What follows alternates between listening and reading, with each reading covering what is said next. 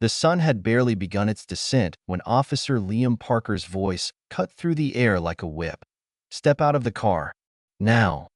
His hand rested near his holster, a silent but unmistakable threat. Across from him, Evelyn Moore stood unwavering, her expression composed but firm. Dressed in plain clothes beside her unmarked patrol car, she exuded an authority that belied her casual appearance. "I'm authorized to be here," she said, her voice steady. Parker, however, wasn't listening. His gaze hardened, his stance rigid. "Don't argue with me. Step back or I'll make you." The hostility in the air was suffocating, wrapping around Evelyn like an insult she refused to acknowledge. Raising her hands slightly, she tried once more to de-escalate the situation. "You don't want to do this. Just let me." Before she could finish, Parker moved aggressively, shoving her hard enough to make her stumble against her car. "People like you don't belong here," he sneered. The words stung, hotter than the ache in her back. She straightened, brushing dust from her jacket, her eyes locking onto his. "What did you just say?" she asked. "I said you don't belong here," he repeated, his sneer widening.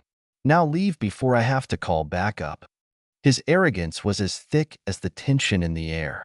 He truly believed he held all the power in this moment. But then Evelyn did something that stopped him cold. Slowly, she reached into her pocket. Parker flinched, his hand flying toward his weapon. But she wasn't pulling out a gun. No, this was far worse for him. Her badge gleamed under the dimming sunlight.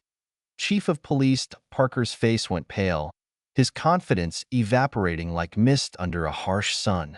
For a long moment, he stood frozen, his mouth opening and closing with no words to fill the space between them.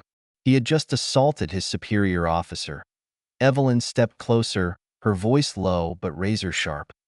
"Let me explain something to you," she said. "I don't answer to you. In fact, you answer to me." Parker's mouth went dry. He fumbled for words, stammering incoherent excuses, but Evelyn wasn't finished. "Do you even know who I am?" she pressed, her tone slicing through his unraveling composure. "Do you have any idea what you've just done?" He had no answer, only silence. But that silence wouldn't last long. The chain reaction this moment set off would shake the entire department. The following morning, the precinct buzzed with attention that clung to the walls like static electricity. Evelyn sat in her office, fingers pressed against her temples as she scanned the report from Internal Affairs. Sleep had been a distant thought the night before. The scene in the parking lot played in an unrelenting loop in her mind. Parker's aggression, his disdain, the sheer audacity of his arrogance. Her door creaked open, and Deputy Chief Nathan Martinez stepped in, his face tight with concern.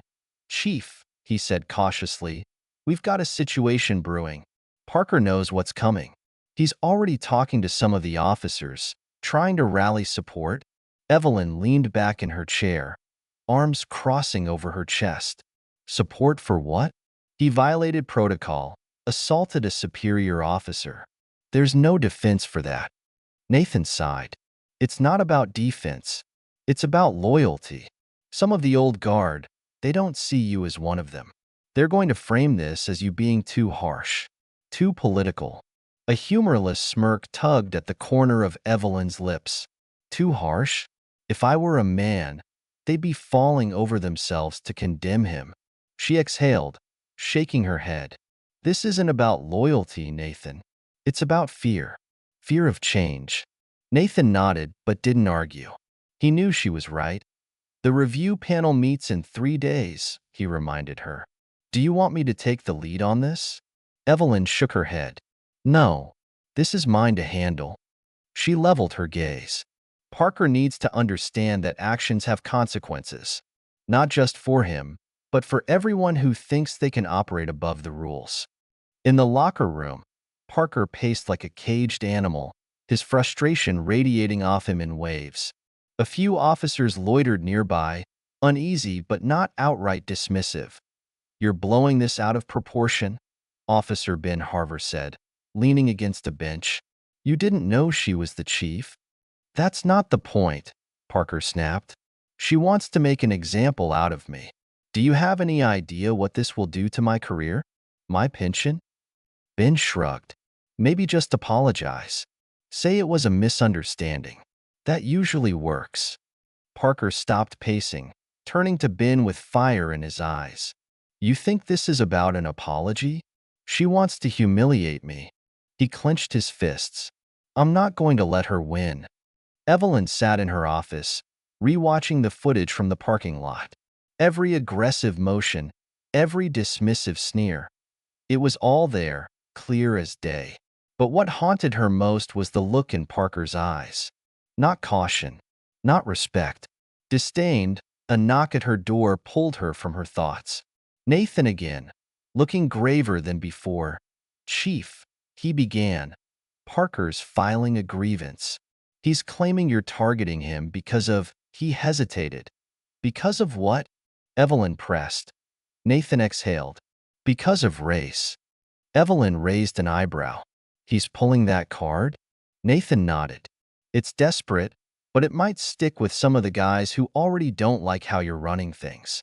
Evelyn scoffed. Let him. Let him dig himself deeper. The facts are on my side, and the footage doesn't lie. If he wants to turn this into a public spectacle, I'll be ready. By the next day, the whispers had spread beyond the precinct. Union reps were asking questions, and officers were visibly choosing sides. That evening, Evelyn addressed the entire department. I'm sure you've all heard about the incident in the parking lot, she began, her voice steady. I won't go into details because this matter is under review. But let me make one thing clear. Accountability applies to everyone, no matter their rank, tenure, or reputation. Our job is to serve and protect. That starts with respecting each other and the community we serve. If anyone has an issue with that, my office door is open. Parker stood at the back of the room, his jaw tight.